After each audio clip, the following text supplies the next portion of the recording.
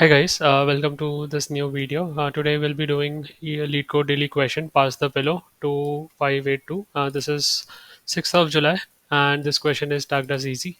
So let's see what this question is about and how to approach it. I'll start the timer.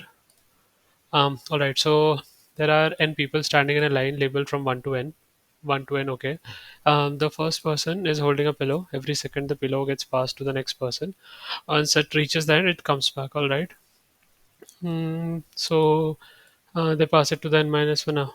So it keeps moving in circle. We have a number of people and the time, and we have to tell at this time which person is holding this pillow. So if I have to um, go about explaining this scenario, let's say n is equals to 5. So this will go like 1, 2, 3, 4, and then we have 5 people. Now these are the people standing in line. If we have to see the order in which the time at which each person will be holding the pillow, so this person will be holding the pillow by default, so which is time 0. Then it goes to this one, 2, 3, 4. Sorry for the bad drawing. 5, 6, 7. Now this one will be 8, and then 9 will be back to here. 10, 11, 12. So as you can see, uh, the times, so let's say the time in our question is t equals to 7. So at t equal to 7 we are asked who is holding the pillow. So 7 is number 2. If you carefully observe, for n equals to 5, there is a loop forming for n equals to for n minus 1, which is 4. So this is the first 4, these are the next 4, and the next 4, and so on. So basically for every n we have to find n minus 1, and which exactly, like, there can be two possibilities: either the pillow is moving in the forward direction or it is moving in the backward direction, right? So either it is moving in the forward direction or in the backward direction. So let's say first we have the n minus 1, this number, which is 4 in our case. We need to determine the direction. So as you can see, if t uh, t divided by this number 4, if this comes out to be odd, this means it is going in this direction. If it comes out to be even, means it is going in the forward direction. So let's say t is 7.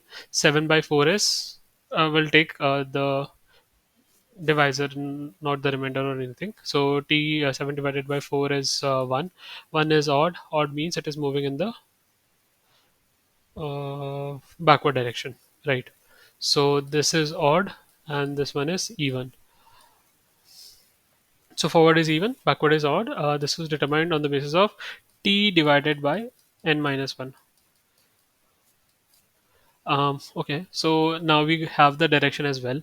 So there is like you can clearly see, if it is the forward direction, whatever the number is or whatever the remainder is, that many hops we need to take to get to the the answer.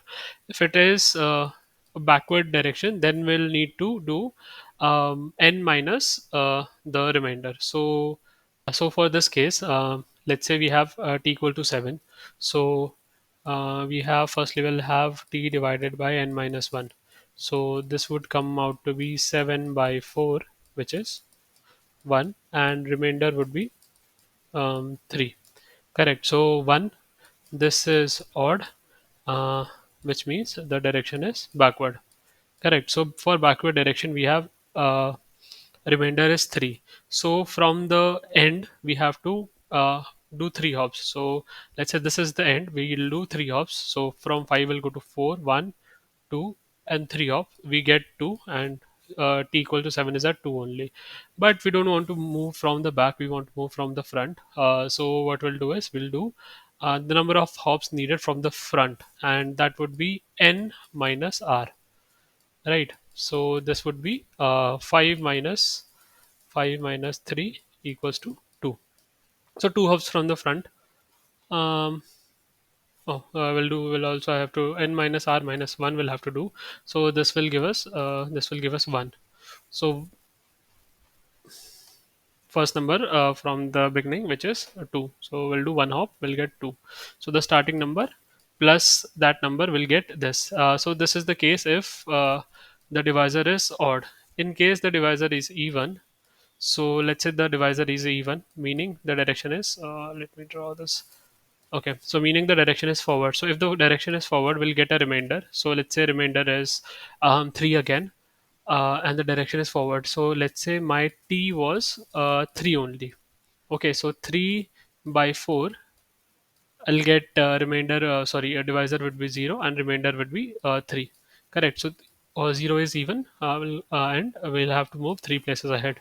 So from here, we'll go 1, 2, and 3. So from 1, we'll go to 2, 2 to 3, 3 to 4. So we'll be at 4, and 4 would be our answer. Correct. So clearly, if I have to write down the steps that I need here, so firstly, I'll need to find n minus 1. Next, I'll need to determine t divided by n minus 1. Then we'll have to do, if it is even, then it is forward direction.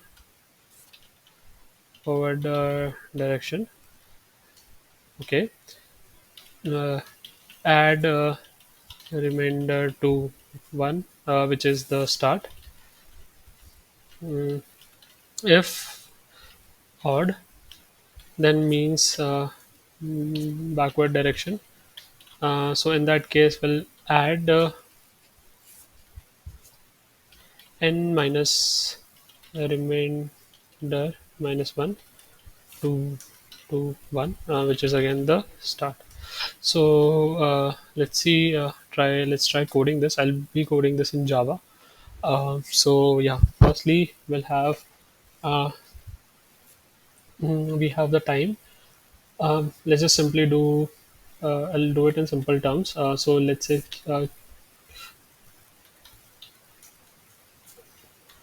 quotient mm, would be yeah, that would be time divided by n minus 1. And so we're taking both in integers. We don't need the floating or decimal value. Remainder would be time. Okay, time percentage n minus 1. Now we have two cases like we discussed.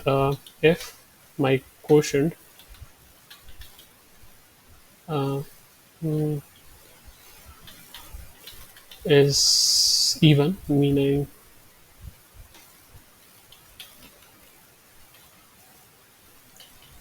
even, so this is forward direction, then I'll simply return 1 plus number of hops, which is remainder. And if it is odd, uh, okay, so if it is odd, I don't need to do anything. I can return, okay, 1 plus. So this is n minus the remainder minus 1. Let's give it a shot.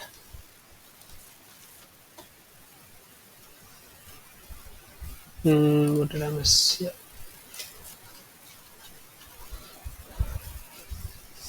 Okay, so we have these all the test cases. We have t equals to 2 and 5. So I want to try this case as well. So t equals to 3 for n equals to 5. I'm just running all the test cases. I think there is only use example test cases. Yeah, let's try this. Um, okay, and I want to try my case as well. So let's say n is equal to 5 and I want it for 3. I'll run this. Okay, looks like the solution is good to go.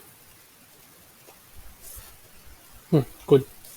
So yeah, that was it. This was coded in Java. Let me know if the solution is needed in C++ or any other language. I can help with that. Um, if we have to look back at the question, the logic is fairly straightforward. To come up with this approach, firstly try drawing what is happening in the scenario that is actually happening. So we have some candidates. The pillow is getting passed from 1 to 2. We see that at each time who